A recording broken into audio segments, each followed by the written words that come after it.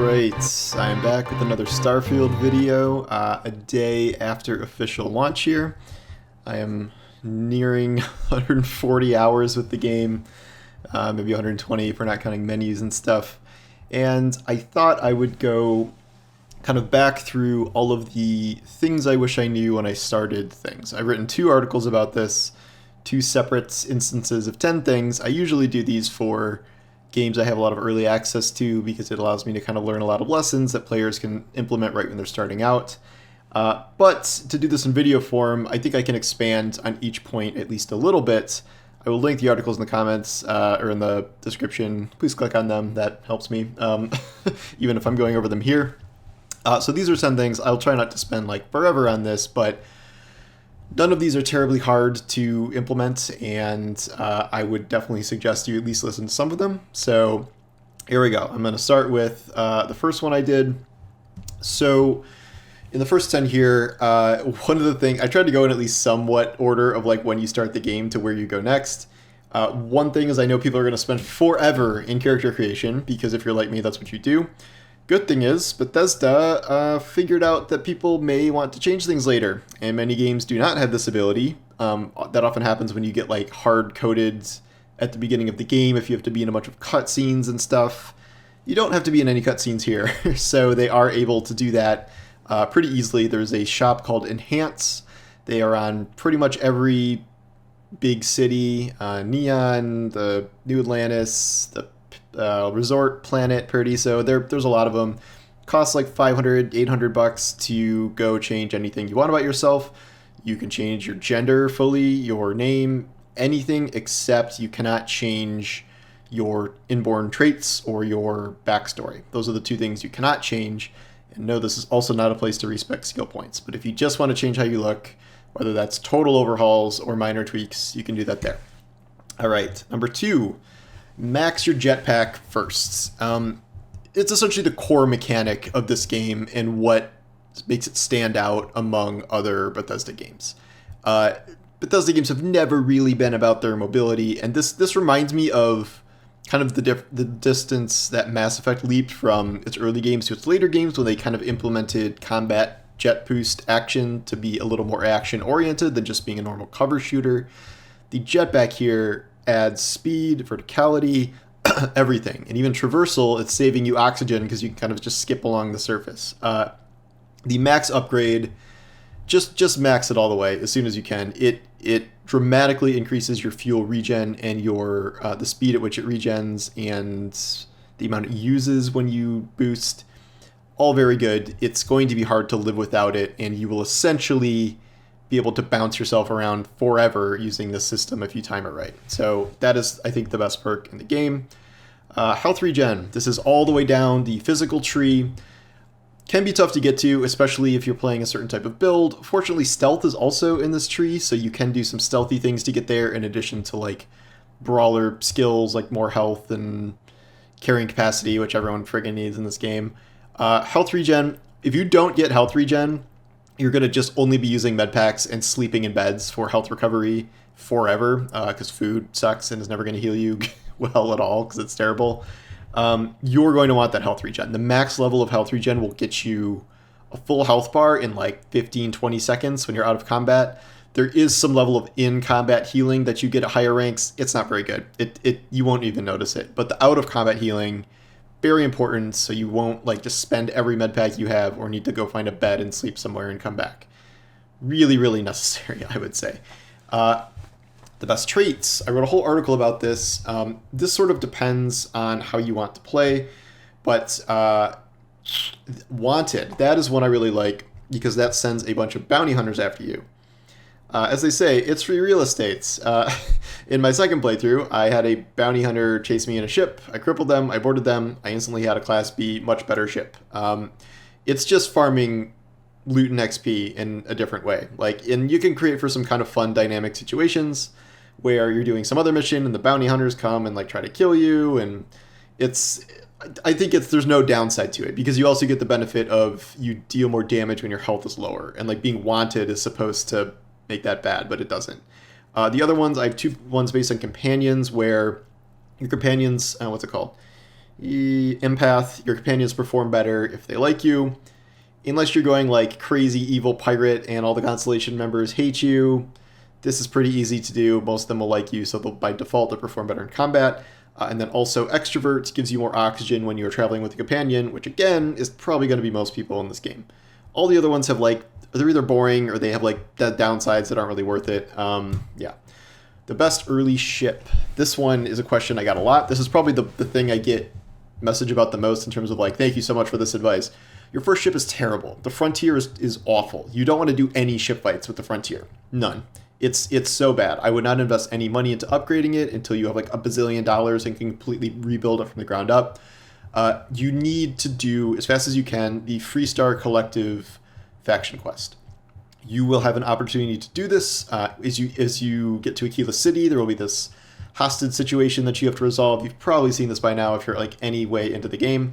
You'll get an invitation to join the Freestar Rangers. This leads to a quest line where, I don't know, there's like a conspiracy, and I won't go into it, but at the end, you get a ship. You get the Star Eagle. It's another Class A ship, so it's definitely not something you're probably going to be taking into the end game, but it is like 3 times as good as the Frontier. It has tons of cargo space. It has much better weapons. It's much better at fighting, so at least through these early ship fights, it's miles better, and you will understand why it's so much better like the second you use it compared to the Frontier. The Frontier is so bad. Like when I was talking about changes they need to make to the opening of the game, they need to buff the Frontier because it's making everyone hate ship combat. And like, I didn't really hate anything about Starfield at the start. Like, it's a little slow or whatever, but everyone was like, oh, I'm bouncing off. The only thing I bounced off of was ship combat because it was just like running into a wall. Like I had to just drop quests and come back to them because the Frontier was so bad at ship combat.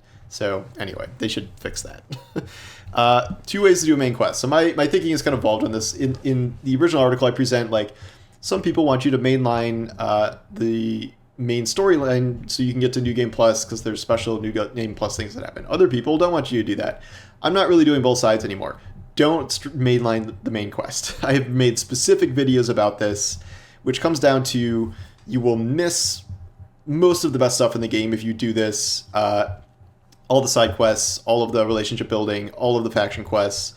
And because the point of a New Game Plus is if you want to make different decisions, you have to know what the first decision is. So there's no point doing New Game Plus for only the main quest if you're not doing any of the other content. And you will lose everything in your playthrough, essentially, other than skill levels. Secondly, while New Game Plus is cool, and there's some cool changes, they are not that cool. And they are not worth throwing away an entire playthrough or changing your playstyle to be the most un-Bethesda-like possible to just rush the main quest. Because, like, who the hell does that in a Bethesda game? It's not a good way to play. Don't do that. Don't rush the main quest. Empty planets. Some of my most fun things have happened on empty planets. Yes, there are many where they are empty, and there is nothing very good there, and nothing cool happens. But I have had many, many fun things just finding a planet, going there, discovering what's there, and sometimes it just leads to cool finds, whether that's, wow, this vista from this planet looks amazing, I'm going to take a bunch of screenshots, or just wild discoveries, like here's this tongue-faced giraffe thing with claws that's trying to kill me, and like there's a lot of fun animals and alien crap you can find that's scary as hell. You can farm random buildings you find there for loot, that you can get amazing loot essentially anywhere, so you can do it that way. I have found all of my ships, all of my amazing ships, my Class C pirate flagships, my UC Battlestar Galactica main flagship thing, just from ships landing on empty planets that I was wandering around in. I go to the ship, I see if it's good, I see if it's locked. If it's not, I steal it. This has almost always happened on like barren moons and things that like otherwise, would not really be producing anything. I have a theory that the less stuff the game has on a planet by default, like the more likely it might be that it kind of throws in some dynamic events like that. So even if you find nothing in a lot of places, keep looking, you will find cool stuff. I guarantee it. Scanners. They don't explain this at all. Okay, so scanners, you highlight animals and things and you scan them and minerals and whatever. That's not the important thing scanner does. Scanners, fast travel. Point them at anything, any white diamond you've discovered, be it a planet, a zone, your ship, whatever. You point it at it, you hit E, you fast travel. It is the best way to fast travel and better than opening the map, and you just don't have to open the map like 80% of the time when you're doing this. Also the scanner. If you are doing a mission objective with a waypoint, and that waypoint is accessible by some sort of normal traversal mechanisms, it will give you a little arrow point thing on the ground. This has really helped me if I'm getting lost in a base or lost in a giant ship. Did not realize this for many, many hours until I like squinted. I'm like, are those arrows? And yes, they're arrows. All right. Plant outpost beacons to save planets. Right now there is no way to like star a planet. Like this is a like favorite a planet or a system or whatever. You have to kind of remember where things are, and which you can do over time, because one thing I've learned is everyone's planets are the same. They're not, maybe when they were built originally, they were procedurally randomized to some extent, but now if I tell you to go to this planet and this kind of animal or whatever will be there, that is true in your game as well as my game. So you can memorize some stuff, but before you do that, if you see a cool planet you like, just at the very least plant an outpost beacon there. That will allow you to directly fast travel to that exact spot anytime you want. So whether that's saving a trip to get to a nearby system or coming back to there to farm. I did this for farming a bunch of high-level wildlife, which is the best, fastest way to get XP in the game. If I find a thing with a bunch of high-level predators or whatever, I'm putting a thing down there and coming back to hunt them later. My favorite planet is the one with lion bears I get to hunt. And then I'm not 100% able to verify this yet, but like I also place beacons in like really, really high level zones and then build a mission board, because the missions you get from the mission board will usually be like also really high level missions with like the tougher levels of enemies, at least the on the ground ones. So that's one thing I use it for too. The point is like you don't have to build a full base every time you put a beacon. If you put a beacon, that is enough to just warp there. And like you could put storage down and whatever you want. You can build a base if you want, but just as a teleportation point, even if you don't want to build a whole outpost, just put a beacon down. Number 10 on the first set of things here, be careful of cargo when swapping ships. This is really specific, and like I don't know if I'd include it still, but what I mean by that is when you switch ships, it does not really, there's no graceful way to do it, because if your 3,000 kilogram cargo hold switches to a 600 kilogram one, you're now going to be at 3,000 over 600. And there's no way to just like keep all your stuff on the old ship and then fly around the new ship.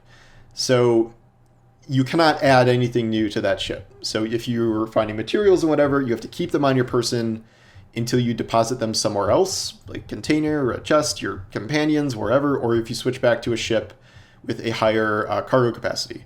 You can build more cargo containers on your ships to increase that, but those add a lot of weight, and it's not really the catch-all solution you might think. In a moment here, I'm going to go into the infinite storage chest in the lodge, but besides that, just watch that. I've also gotten to a situation where like I accidentally like took everything out of my ship, which weighed like 5,000 pounds, and I put it on my person. And then my plan was to like crawl that over to a storage bin on a base I was building. And then I realized I couldn't fit barely anything in there. And then I had to crawl the way back, and I was stuck with all this stuff, and I had to like reload a really old save because I totally screwed it up. So I just don't want you to run into that. All right, where is the other one? Dude, I had this pulled up and now I don't. So that's a great thing I did here. This was yesterday, right? Yes. Okay. So, all right. So now we're heading back to the lodge, right at the beginning of the game here. So the lodge, you meet all your Constellation people, you know, talk to them, whatever. Most important thing in the lodge is the basement. The basement is a bunch of random rooms for some workbenches and random things and whatever, but two important things down here. First important thing, there is a armor set that is locked behind a glass case. It is a unique armor set. I'm not sure if you can find it other places. It's not like legendary, but it is much better than your starter armor set just in terms of baseline stats. It is behind a master lock. However, there's a trick where if you angle your camera just right and you can see through a crack, like you literally see the gap, you can put your cursor there, your point thing, and then hit the mannequin and take all the armor out without opening the lock. Starfield has really interesting collision mechanics where they really do leave actual gaps in doors. So like if you're in combat and you see a guy like in the crack of a door that's open, you can shoot him through that. It actually works. So it also applies in this situation. Most justice won't work with, but like display cases like this, it can work with, and this is the one really good instance in the game of doing this. Also in the lodge, before you get to that point, you backtrack a little bit. There's a... Oh, by the way, to get to the basement, you enter the lodge, turn right. There's a door there. Go down there. There's a place with a lot of workbenches and stuff, and there's a tiny little yellow box on the table. I think I had like 800 credits in it or something, so yay, great. What you can do, though, is that turns into an infinite storage chest. It has no capacity. It does not delete your stuff. You can put anything you want in there until the end of time. I've heard maybe there's something like that in your room also in the lodge, but this one specifically I know works and is closer, so just use that one. It's not the most accessible. Like, it's not on your companion you can just say hi to, or in your ship. You'd have to go all the way back to the lodge to get stuff, but if you just want to archive your legendary crap you're not using anymore, whatever, like, you can put stuff there. So I wish I knew that a long time ago. The oxygen skill. The oxygen skill in the skill tree is both the most necessary one in the game and the most annoying one to level up, because it's not broken, it's just very bad. It is worth it to invest in this, because getting to the max level of this, which took me over 100 hours to do, it like quadruples your oxygen capacity for, it's not your capacity, but your drain rate for sprinting and melee attacks. Like, it is totally transformative. It's not just like a little bit better. It is way, way, way better. The problem is, to rank this up, you have to run until you run out of oxygen. And a lot of people are saying, I'm doing this and it's not counting for me. Yeah, it's not, because the problem is like, you can't just run out of oxygen and go into CO2. You have to go all the way around the CO2 meter to get, like, I would say at least 75% full of CO2, if not all the way full where you're starting to black out. That is when it counts. And that sucks because it takes forever, because it takes forever for the CO2 to go down. That takes a long time. To get from rank 3 to rank 4, you have to do that 100 times. And in most city zones, you might not... things are close enough together, like, where you won't run into that often. If you're skipping around with your jetpack, you won't run into that as often. It's really just when you're on those long planetary treks that it's the most annoying, and it'll happen all the time. So there are dedicated ways you can do it. It's just, one thing is you just crazily over encumber yourself so your oxygen drains like instantly, and then wait for it to come back. Waiting for it to come back still takes a very long time, so it's a very boring process to just sit there and do that a million times. But sadly, you do really want to get to the last level. I think they need to buff this. Like, the requirements are ridiculous. Like, you should have to expend X total amount of oxygen or something, not this CO2. So it's terrible. It's not broken, it just sucks. How to find the best planets.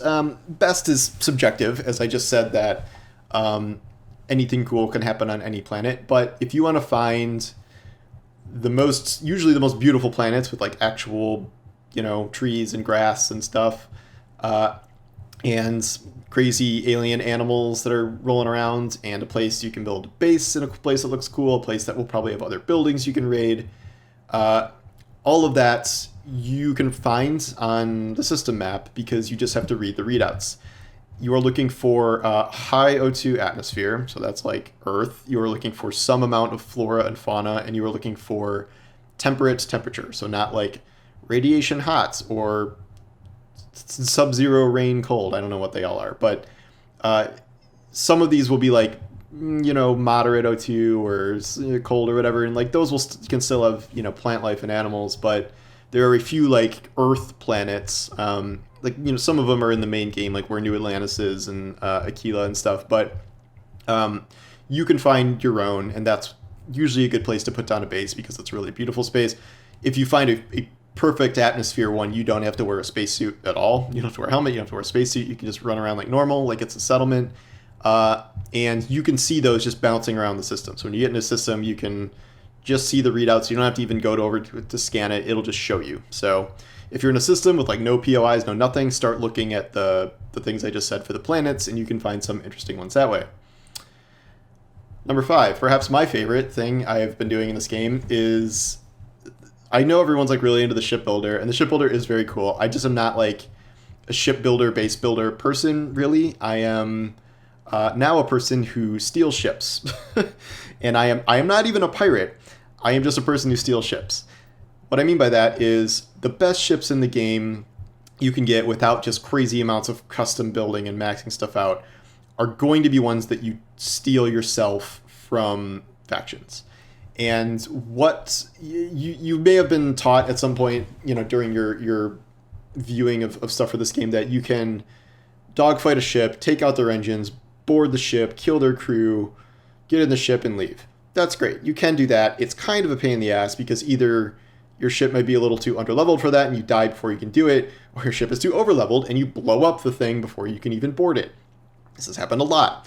I have a ship with autocannons, and I can't do that at all because the autocannons will just kill it. So you need like a dedicated bounty stealing ship for that. What I keep doing is every time I hear a ship enter the atmosphere on a planet, I go and look at it. If I get a little ways away and I can see it's a big friggin' ship, I go over to it. I see what kind of ship it is. If it's a pirate ship, game on. Kill the pirates, go inside, kill everyone else in there, take off. I've gotten 2 pirate flagships this way. Class C Ecliptic ship, Class C Crimson Fleet ship. Crimson Fleet ship is a friggin' tank. I just beat my first legendary ship, just bum rushing this Varoon Star Destroyer. Thing is sick. My main ship is the Ecliptic one. I think it looks cooler. Still has a lot of good weapons. A lot of storage space. And then conversely, another ship that I just got was a UC ship. And I did not think I was going to be able to get this without getting a huge bounty on my head, but I did. There was just a giant UC ship landed around me. I went and saw it. I'm like, I need that ship. There were a couple UC guys wandering around. I ignored them. I went to the door. It just had an advanced lock on it. Went inside. No one there. No one I needed to murder. No pilot. Took off in the ship. Registered it. That's it. The only catch here is finding these because they're completely random. Getting a Class C pilot's license, which is in the first tier, but you're really going to want to get that. I think Sam Coe will give you higher tiers than that just by having him, but these best enormous ships you get are going to be Class C. And then finally, for the pirate ships, you either have to find all the contraband in your ship and eject it, or smuggle it somewhere and sell it, or you get arrested. I've just been opting to get arrested because I don't care. It's like an 800 credit fine for contraband on your ship, so I just get arrested, it takes the contraband away, and then I can register it, and they don't care. So that's what I've been doing. Honestly, the most satisfying thing I've done in the game is just get these free ships that would otherwise cost like 500k. It's very gratifying. All right, 2 essential ship skills. These are things that, in order to make ship combat not feel terrible, you are going to need these systems. Engine systems. Engine systems first unlock the boost for the ship. Can't imagine using a ship without the boost period. The 3rd level lets you burst for longer and it recovers faster. Very, very necessary. It's like double sprint for ships. And then the final one lets you break any enemy target lock by boosting even for a little bit. Great way to mitigate damage because you just press it once and it go poof, and then you'll break their target lock and they have to reacquire you. Speaking of target locking, targeting. That's the second one you need. That will reduce the time it takes to target the longer or the more you go. At the end, it's like 60% reduction in time to do targeting. I forget what the other bonus is, but if you combine this with like the weapons bonuses, all of those will cost less and do more damage while in targeting mode. And then enemy ships will fire slower when they're in targeting mode. I mean, the whole thing becomes like slow-mo anyway, but all of this combines to that's how you do ship fighting essentially. Without those, it's going to feel like crap. I just watched a very gratifying video of Dr. Disrespect dying in ship combat like 50 times in a row, and that was great. But I actually don't blame him. If he's in the frontier, that actually is going to happen a lot. So get a better ship, get those ship skills, you'll be good.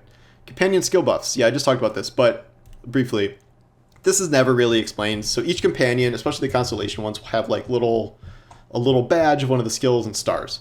What that means is like whoever's on your ship, the stars they have for ship things will be contributing toward your ship. So if I have 1 point in lasers and Andrea has 2 points in lasers, I now have 3 points in lasers. If you're traveling with someone, you will get those benefits on the ground. So Samco has 3 stars in rifling. If I have 1 star in rifling, I now have max rifling. I don't know how this works with skills you have 0 points in.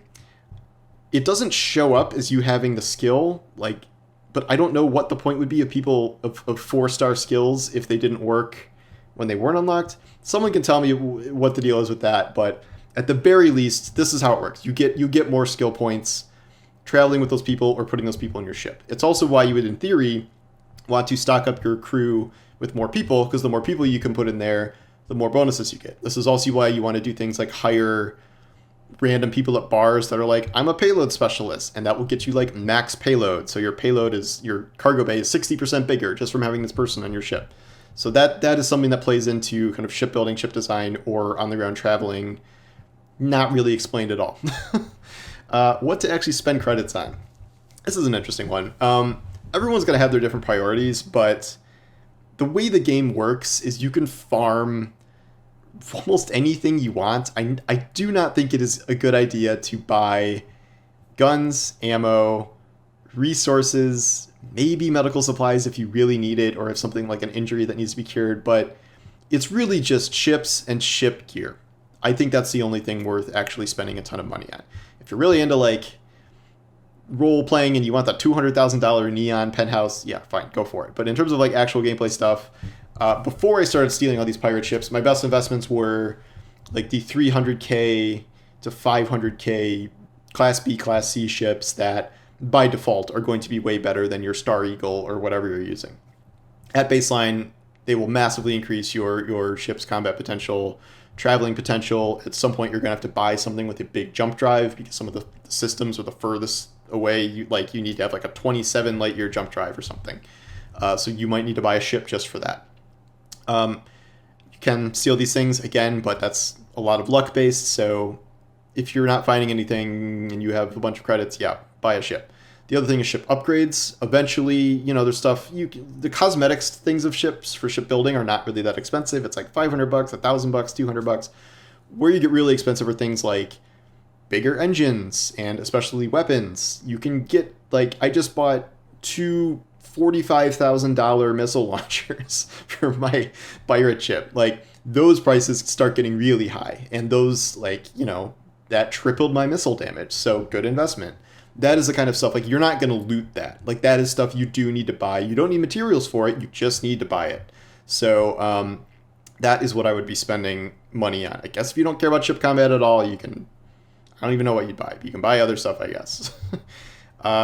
Encumbrance, yeah. So I did a whole thing about this too, but the main thing is I would not do this thing that you want to do in every Bethesda game, which is pick up everything to sell later. I get it. It's a meme, whatever. Don't do that here. It's just going to suck. I promise you it's just going to suck. Pick up weapons that you think can be upgrades for your own weapons. If they are not upgrades, drop them. Do not carry them around. Do not try to go sell them later. It is not worth it. You will not be short on money a good amount of ways into this game. You do not need that money bad enough to load yourself up with all this crap. Armor sets, helmets, backpacks, armor sets themselves, those weigh anywhere from 6 to 20 pounds each. So those, do not collect those. Weapons, a lot of them weigh less, but the heavy ones can weigh 10 pounds each. The lighter ones are still 3 to 5 pounds. So if you have 20 of these you've picked up from every dead person, those are going to weigh a lot. Pick up stuff that doesn't matter, like ammo. Ammo weighs nothing. Check every corpse for ammo. Get all the ammo you can possibly get, because you will be running short on ammo in this game frequently. One thing I also wish I did is get the scavenger perk, which I still do not have at level 91. My mistake on that one. But do not try and collect a bunch of weapons and sell them. I would not keep anything to sell under a purple rarity. And even then, it depends what it is. So sell value, it will also show you one number, but you won't get that full price if you go to sell it unless you have a bunch of upgrades. Vendors don't even have that much money to begin with, so it's very pointless. It is a total waste of time and energy and encumbrance space to do that. I already talked about this kind of, but so this is the last one, but this is when you put the beacon on the place and you build your own mission board. Once you build your own mission board, this is a good place to farm everything. XP, credits, gear, whatever, because these will create 2 sets of missions, the normal mission board, 2 ship missions, 2 on the ground missions. So if you want ammo and loot and XP, you can go farm. It will give you a targeted location, so you don't just have to search random planets for an abandoned mine or whatever to find guys in. It will give you a targeted thing there. It will give you some XP and some credits for completing it, but you're going to get a lot more just for running through the thing. So that's good for that. And then the other path, the ship missions, if you're looking for, oh, I got to do 4,000 missile damage to ships or whatever, like hop into those missions, kill those ships. Those have been almost too easy. Those do not scale as well as the ground ones. Usually it's like one ship flying around. Those are a little off to me, like kind of no matter where you build the beacon. So, but if you want ship kills or need ship damage, whatever, that's the way to do it. I mostly do the ground stuff because you get the most stuff. You get ammo and credits and XP and loot and all that stuff, which you don't get all of that necessarily through the ship stuff. But yeah, other than that, I guess I didn't put my one big one. The best XP farm in the game is killing wild animals, high-level wild animals. Find a planet that's a much higher level than you. Figure out if you're able to tank predators and herbivores that turn against you and slaughter them. They are usually in giant clusters. They can be level 60, 80, 90, on higher difficulties, 110. And those are giving you 100, 150, 200 XP a kill. And you know that missions in this game give you like 100, 200 XP. So you can just hyper farm levels, finding a good planet with a lot of wildlife that you can just mow through. The only cost is ammo. So I would think about using a gun with a lower rate of fire that you have the most ammo for if it's strong enough to kill all this stuff. So there's your little bonus 21st one. But that is a long video, but hopefully you got some use out of it. And yeah, I hope you're having fun with the game. Going to keep making videos, and I'm not really sure how to keep challenging myself in this game because I've now ranked everything to very hard, or cranked it up to very hard, and I can't not kill I'm too strong. I'm too strong. But I don't want to start over again with New Game Plus because it wouldn't matter because I'd still be that strong. So I'm a little bit in a quandary of like, all right, I guess maybe I have to mod this game to make it harder now because like I have too many combat upgrades, but it's still fun. I'm still having a good time. So anyway, thanks for watching, and I will talk to you soon. Take care.